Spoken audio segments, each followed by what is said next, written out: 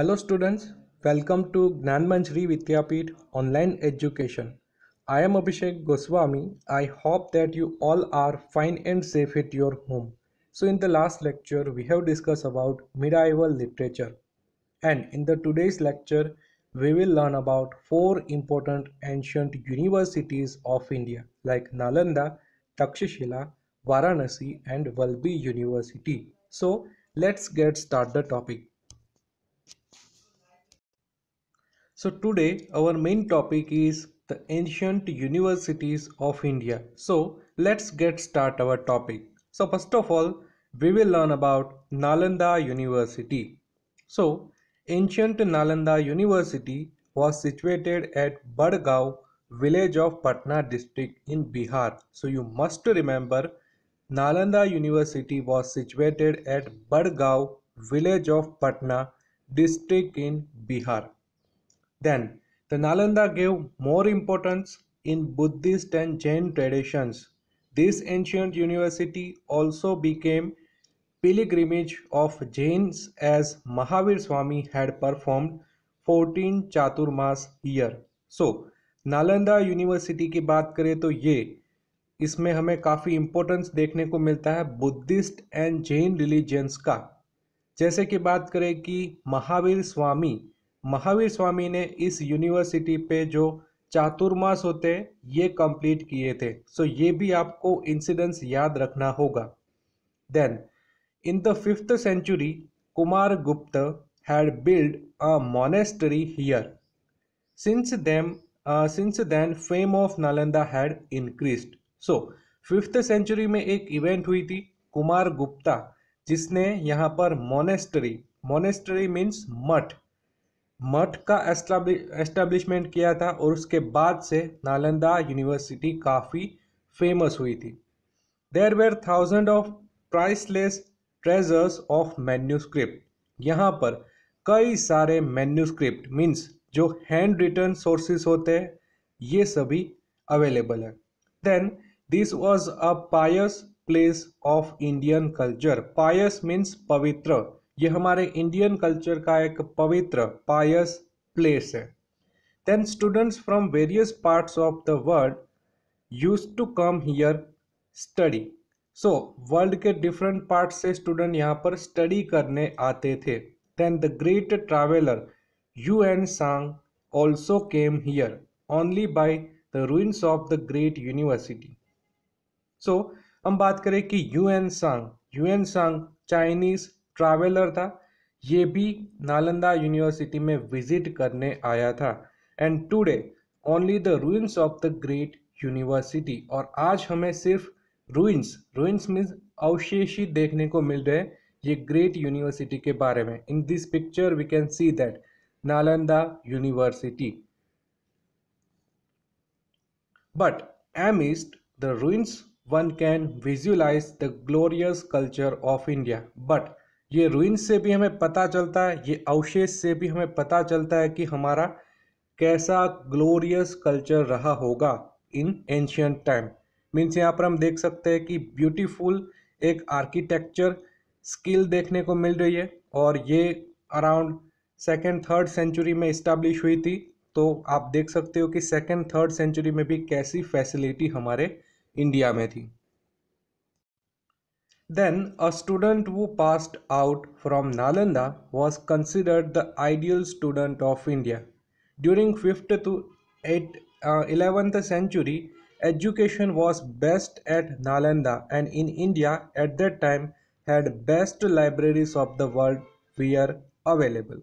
So हम बात करें कि नालंदा का जो स्टूडेंट था काफ़ी आइडियल स्टूडेंट माना जाता था। और बात करें 5th to 11th century, India में सबसे बेस्ट एजुकेशन हुआ करता था इन द नालंदा, और नालंदा यूनिवर्सिटी में सबसे बढ़िया बेस्ट लाइब्रेरीज हुआ करती थी।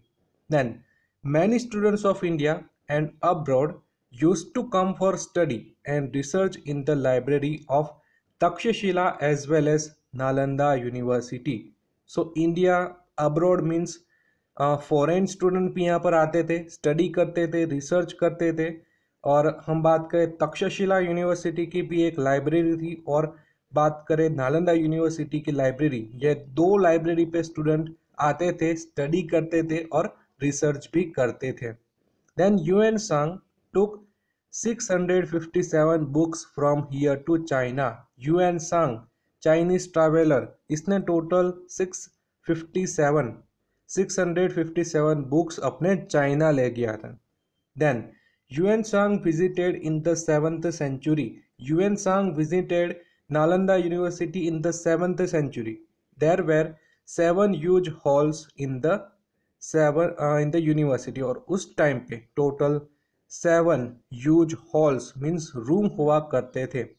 There were 300 rooms for delivering lectures. Total जो लेक्चर्स अरेंज होते थे इसके लिए टोटल 300 रूम्स हुआ करते थे in the Nalanda university. And special monasteries were built for dwelling of students. Dwelling of students means student को रहने के लिए स्पेशल मोनेस्ट्रीज भी होती थी। मोनेस्ट्रीज मीन्स मठ। Then many villages were donated for university sustenance, और आसपास के विलेज काफ़ी सारा पैसा डोनेट करते थे for the university sustains. Then, food and clothing facilities were provided free of cost from the earnings obtained from the village. और बात करें कि ये यूनिवर्सिटी में फूड और क्लोथिंग फैसिलिटी के लिए कोई भी चार्ज नहीं था। विलेजेस में से जो भी अर्निंग्स होती थी ये यहाँ पर खर्च होती थी। Its book repository means library area was known as Dharmaganj. During 5th to 11th century, Nalanda was a reputed as well as an estimated center of education. So you must remember, this is most important point. Its book repository means library area was known as Dharmaganj. तो ये आपको नाम याद रखना होगा, Dharmaganj. Then let's learn about second university and it is Takshashila University. So ancient university of Takshashila was located at Rawalpindi of present Pakistan. So what was the location of Takshashila? Takshashila was located at Rawalpindi of present Pakistan.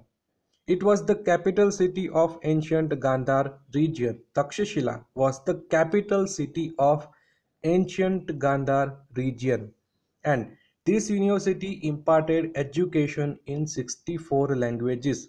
ये university में total 64 subject में education provide किया जाता था। Then most of the students stayed in the ashram to practise with guru. So most of student आश्रम में रहते थे और उसके गुरु उसको लेक्चर्स देते थे। Then Jivaka, the disciple of lord Buddha, learned the lessons of Ayurveda here. Very important point. Jivaka, disciple of lord Buddha, lord Buddha का एक स्टूडेंट था जीवक। इसने भी काफ़ी सारे आयुर्वेदा के लेसन्स यहाँ से सीखे थे। Then according to a belief this university was named after the name of Taksha, the son of Bharat, brother of lord Ram, born in Raghukul. So Takshashila, ये नाम कहाँ से आया है? ये नाम आया है तक्ष से। तक्ष कौन था? जो राम का भाई था भरत, भरत का बेटा था तक्ष, और तक्ष के नाम से ही तक्षशिला का नाम पड़ा था। Then it was a renowned education centre of 7th century. Students were free to study and the subjects of their interest. In spite of the limit allotted of 20 students per teacher, they used to teach even more. So यहाँ पर students को free study होती थी, कोई भी cost नहीं भरना होता था। एंड हम बात करें कि कोई भी सब्जेक्ट में इंटरेस्ट हो, यहाँ पर स्टूडेंट पढ़ सकते थे। देन बात करें कि important education centre of 7th century, 7th century में तक्षशिला हमारे इंडिया का एक इम्पोर्टेंट एजुकेशन सेंटर था। देन हम बात करें कि कोई लिमिट नहीं थी, जैसे हमारे क्लासरूम में होती है कि 30, 40, ऐसी कोई लिमिट नहीं थी कि 20 स्टूडेंट्स पर टीचर, इससे भी ज़्यादा कभी कभी हो जाते थे। Students from distant cities like Varanasi, Rajgriha, Mithila and Ujjain overcrowded the university. हम बात करें कि कौन कौन से रीजन में से स्टूडेंट पढ़ने के लिए आते थे, सो हम बात करें वाराणसी, राजगृह, मिथिला एंड उज्जैन। स्पेशली ये 4 सिटी 4 रीजन में से काफ़ी सारे स्टूडेंट यूनिवर्सिटी में स्टडी करने आते थे। Then prince of Varanasi and Prasenjit, the king of Kaushal, studied here. Also, the great grammarian Panini and expert politician Kautilya got education from this university. तो आपको ये सभी पर्सन के नाम याद रखने होंगे। Prince of Varanasi, then Prasannajit the king of Kaushal, then great grammarian Panini, expert politician Kautilya, ये सभी ने ये यूनिवर्सिटी में से एजुकेशन गॉट किया था। Then Takshashila was the best centre for higher education. Normally students use to stay with guru to practice. Takshashila higher education के लिए एक बेस्ट सेंटर था। हम बात करें कि स्टूडेंट्स गुरु के साथ बैठ के ही यहाँ पर नॉलेज गेट करते थे। Then education of Vedas, military science, gaj Vidya, archery, grammar, philosophy, war lore, astronomy, astrology was given here. तो मेनली टॉपिक्स होते थे लाइक वेदास, मिलिट्री साइंस के बारे में, गज विद्या, archery, grammar, philosophy, war lore, astronomy, astrology, ये सभी सब्जेक्ट को यहाँ पर पढ़ाया जाता था। Then Chanakya, the mentor of Chandragupta Maurya, also studied here. Chanakya जो चंद्रगुप्त मौर्य के मेंटर थे, ये भी यहाँ पर स्टडी करते थे। Then Chinese scholar Fahian visited the university in the beginning of 5th century. तो आपको ये चाइनीज विजिटर, चाइनीज ट्रैवलर के नाम याद रखने होंगे। लाइक हमने नालंदा यूनिवर्सिटी में क्या देखा था, यू एन सांग, जिसने नालंदा यूनिवर्सिटी को विजिट किया था। एंड हम बात करें कि अभी तक्षशिला में कौन विजिट करता है, फाहियान। तो आपको ये चाइनीज ट्रैवलर के बारे में भी याद रखना होगा।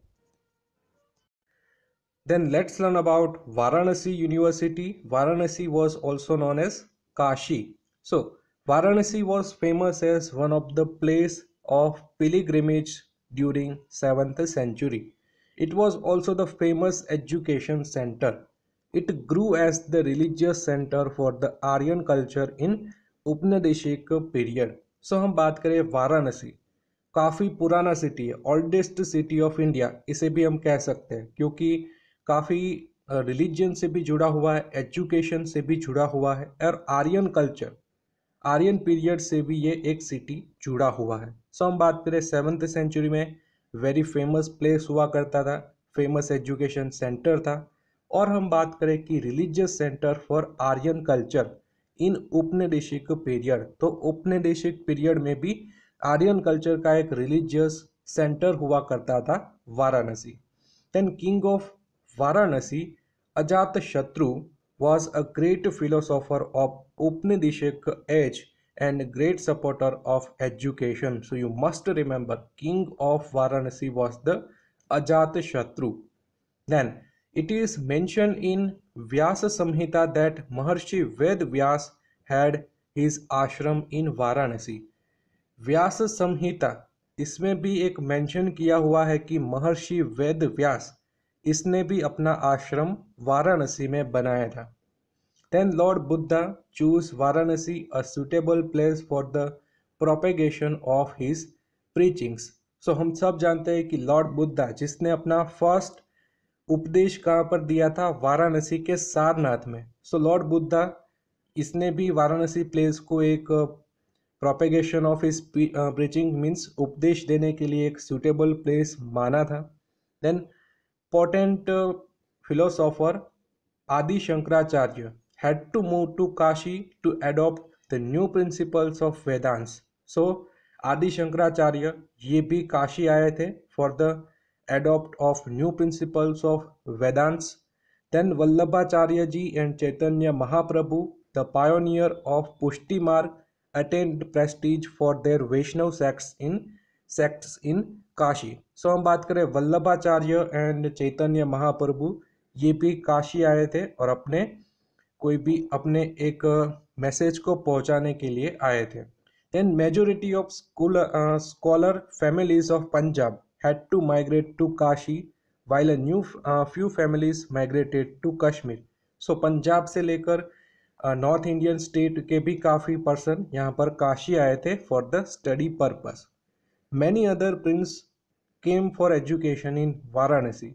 Monastery at Sarnath became a famous education center under the patronage of Emperor Ashoka. So, Sarnath के जो मठ है ये काफ़ी फेमस एजुकेशन सेंटर हुआ करते थे और इसको हेल्प कौन करता था? एम्परर अशोका. सो वाराणसी ये भी काफ़ी इंपॉर्टेंट पॉइंट है, बट ये एग्ज़ाम ओरिएंटेड इम्पोर्टेंट इतना नहीं है क्योंकि यहाँ पर वाराणसी के बारे में इंफॉर्मेशन है, बट यूनिवर्सिटी के बारे में लेस इंफॉर्मेशन देखने को मिलती है. Then let's move to fourth important university. It is Valbi University and it is very important because it is situated in Gujarat. So the University of Gujarat was a very famous center of education in 7th century. So you must remember Valbi University is located in Gujarat. Then there was a significant contribution of contemporary ruler of Vansh dynasty and its people to make Valbi a well-renowned and a huge center of education. So Vallabhi Vidyapeeth को, Vallabhi university को establish करने में, इसका development करने में वंश dynasty के ruler थे, इसका काफ़ी ज़्यादा हेल्प देखने को मिलती है. सो Valpi was the center of Hinian cult of Buddhist religion. Hinian cult हम बात करें बुद्धिस्ट रिलीजन में दो पंथ देखने को मिलते हैं, हिनयान एंड महायान. सो हिनयान पंथ का एक इम्पोर्टेंट सेंटर हुआ करता था Vallabhi. Then in the middle of 7th century, Buddhist scholars like Sthirmati and Gunmati were the leading principals of Valbi. So Buddhist scholar थे स्थिरमती एंड गुणमती, ये वल्लभी विद्यापीठ, वल्लभी यूनिवर्सिटी के प्रिंसिपल्स हुआ करते थे. Then the students from distant areas of Ganga and Yamuna used to come here for higher studies and Chinese traveller I Tsing noted the Valbi competed with the famous education center Nalanda, which was located at eastern part of India. So हम बात करें कि Vallabhi university में काफ़ी distant area, काफ़ी दूर की area, हम बात करें गंगा यमुना, यहाँ से कई सारे स्टूडेंट स्टडी करने के लिए आते थे. चाइनीज़ ट्रैवलर था इत सिंह. इत सिंह के बारे में आपको याद रखना होगा, it is Chinese, he was Chinese traveller and ये भी वल्लभी में आया था और उसने कहा था कि वल्लभी नालंदा यूनिवर्सिटी से भी कंपटीशन में है. मीन्स 7th सेंचुरी में दो इम्पोर्टेंट एजुकेशन सेंटर थे, नालंदा एंड वल्लभी, तो दोनों के बीच में काफ़ी कंपटीशन देखने को मिलती थी. Then Vallabhi was a capital and international port. The ruler of Vallabhi belong to Maitraka dynasty and the patronised education and university as well. So हम बात करें वल्लभी कैपिटल हुआ करता था मैत्रक डायनेस्टी का एंड इंटरनेशनल पोर्ट था ड्यूरिंग 480 AD टू 775 AD.